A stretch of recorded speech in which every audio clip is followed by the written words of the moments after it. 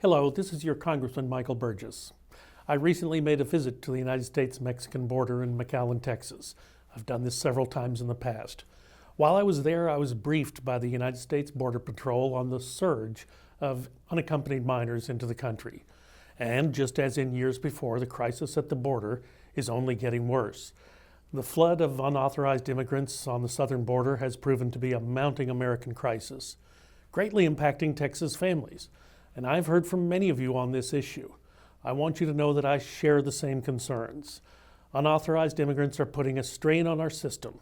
They are crowding our schools and hospitals. They are draining resources provided by the American taxpayer.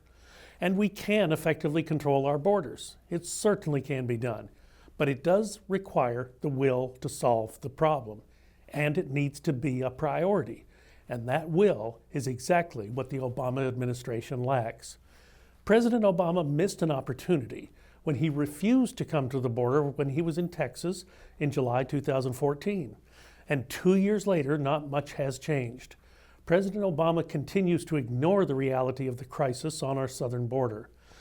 The truth is, you simply cannot grasp the magnitude of the problem in the lower Rio Grande Valley sector unless you come and see it for yourself. It's impossible to understand the characteristics that are ever changing in this region and why it is so difficult to manage. That is why I make regular visits to the border, to acquaint myself with the challenges at hand. President Obama's immigration policy suggests that anyone is welcome across the United States border, and in fact, he volunteers American tax dollars to support them on their arrival. President Obama must halt this careless immigration policy before we reach a dangerous point from which we cannot recover. My vow to you is to continue to prioritize this issue and remain committed to protecting and strengthening our borders.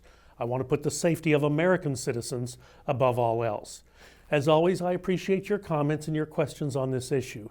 May God bless you and your family, and as the song says, God bless you, Texas.